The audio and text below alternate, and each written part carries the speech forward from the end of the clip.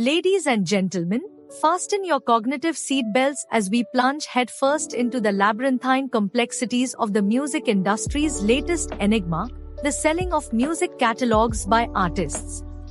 I don't want to say that they focused more on the business. I think they focused on their music and their craft, and it didn't necessarily when they probably should have focused on both. That's what I would say. Mm-hmm. You know, because at the end of the day, you still got the age-old story about when it was all said and done, who owned what, and for the most part, no one owned anything. Except for the record labels that own the masters, the publishing. The publishing.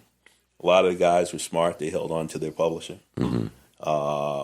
Which is if you know, I tell everybody, you know, publishing is something that that's your retirement, that's your kids' inheritance. What do you think about all these people that are selling off their catalogs? Yeah, word. I really think they do not understand what they're doing. Now, when you see somebody like a Dylan, or some of the older folks rock folks who are now in their late 60s, 70s, yeah. That's like estate planning. Yeah. They're liquefying their estates. When you see a guy and he's selling his stuff at 30 years old, he's been, in my opinion, he's being taken advantage of. Wayne. It's been they said Wayne's catalog before he dies will be worth $5 billion, and they gave him $100 million. Like I read an article, it said his catalog will be in excess of $5 billion. They gave him $100 million. Yeah, but that's back to respecting the pie, right? The unsigned pie. If I get 100%, blah blah blah. Like for Wayne, in that instance in his career, maybe he's done. Maybe he's finished. And not only that, maybe I'll take the $100 million. You gotta remember, he was fighting that charge at the time, and he might have thought, like, I gotta take this. I might be going to sit for years. I gotta take this right now. Like, what do you say to that person who may be at the end of their road and is not willing to do the work that brings in a $500 million, but if I sell it and get the quick $150, you still stick to that? Here's my analysis. You sell when you get enough money that the money you get will throw off enough interests for you to live. But your issue is if you sell and you have to spend the principal, it ain't enough. You're in trouble. So with $100 million, if you had the safest investment possible, you can make $4 million a year. Right? No, you got to understand something. Here's the drill. You sell something for $100 million. You got a manager, and he's getting 15%. He's got $15 million. Uncle Sam. We ain't there yet. You got a business manager. If he's getting 5%, he gets $5 million. You got a lawyer that gets 5 or 10%. You got 75. So you at 70. Now, good old Uncle Sam. Good old Uncle Sam is going to take 20%.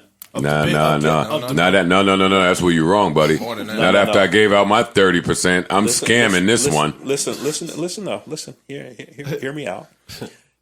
Because you own it for more than a year, it's a capital gain tax. Mm-hmm. So it's I think it's 20%. Mm-hmm. Okay, but depending on the state that you live in. Oh, I'm in New Jersey. I got over. All right, come on. If you live in California, where I live, then you'd pay a 13% of that to California in taxes, state taxes. Mm-hmm. New York is almost that, and Jersey is pretty bad too. I had to pay California. I don't live out there. So it was a lot. So what did we just get down to? 50. All right.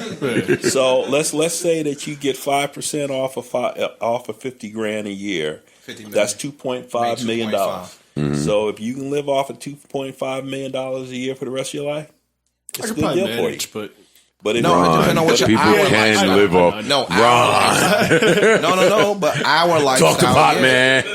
Some of these People people can live off 2.5 million a year. But I'm joking because these people are famous and Yeah, need so- He's calling you poor. Yeah. I could live, me personally, I could live for a lot less than that. Word. But when you're dealing with folks who are used to be flying on private jets, That's true. you know, a private jet alone for the year is more than $2.5 million. So it depends on your lifestyle. When you sell, the question is, what level of lifestyle are you prepared to live? So if you're not prepared to live at that 2.5 and you want to live at $10 million, 10 and the $50 million, you last 5 years. Oh yes, we are talking the mighty titans of melody and rhythm, now suddenly transforming their life's work into cold, hard cash. And today's symphony of scrutiny is conducted by none other than Joe Budden, the vocal vigilant of hip-hop's upper echelons, who has rightfully taken issue with artists like Lil Wayne trading in their musical legacies for a quick payout. Sit back, relax, and witness the evisceration of fiscal naivete.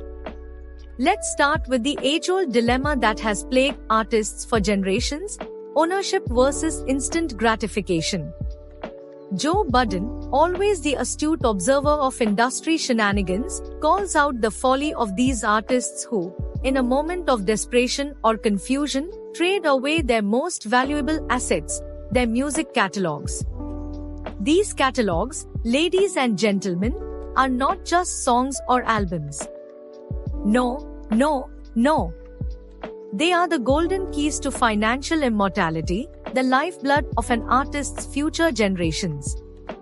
Yet here we are, watching artists sell their musical birthrights for pennies on the dollar, leaving Budden and the rest of us scratching our heads in utter disbelief. The crux of the issue, as Budden so eloquently points out, lies in ownership.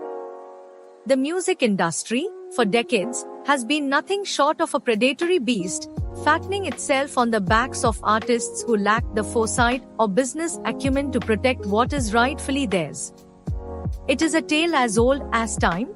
Musicians focus on their art, and the suits in the corner office focus on their bank accounts. And when it's all said and done, who's left standing with the riches? Not the artists, that's for sure. Unless, of course, they had the foresight to hold on to their publishing rights, that magical piece of paper that turns melodies into mountains of cash for generations to come. But alas, here we are, with Lil Wayne, the incomparable Wayne, who, in a moment of perhaps necessity or misguided advice, sold his music catalog for a cool $100 million. Now, to the untrained eye, that number may seem astronomical, but Budden, with his razor-sharp intellect, sees it for what it is: highway robbery. You see, Lil Wayne's catalog is no mere collection of hits. It's a cultural institution, a vault of timeless classics that will be streamed, sampled, and licensed for decades to come. And Joe, with all the passion of a man who's been burned by the industry's duplicity, makes it clear, Wayne's catalog is worth far more than a measly $100 million. Budden, ever the realist, understands that there may be circumstances we are not privy to.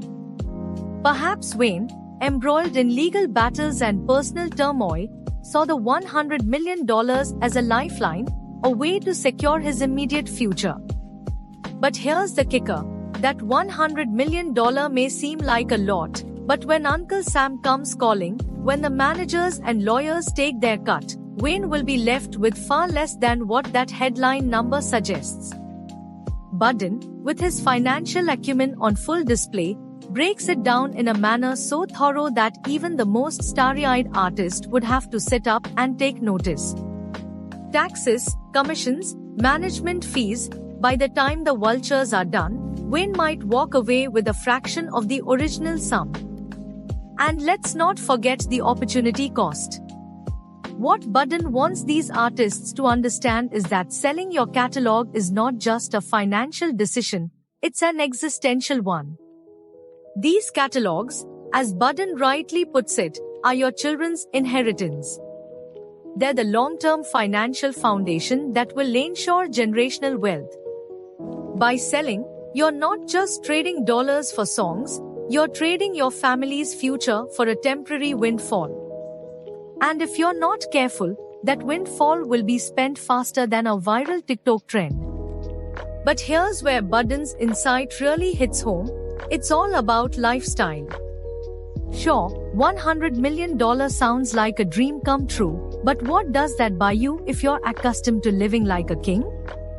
If you're flying on private jets, staying in 5-star hotels, and maintaining multiple properties, that money will evaporate quicker than you can say, cash flow.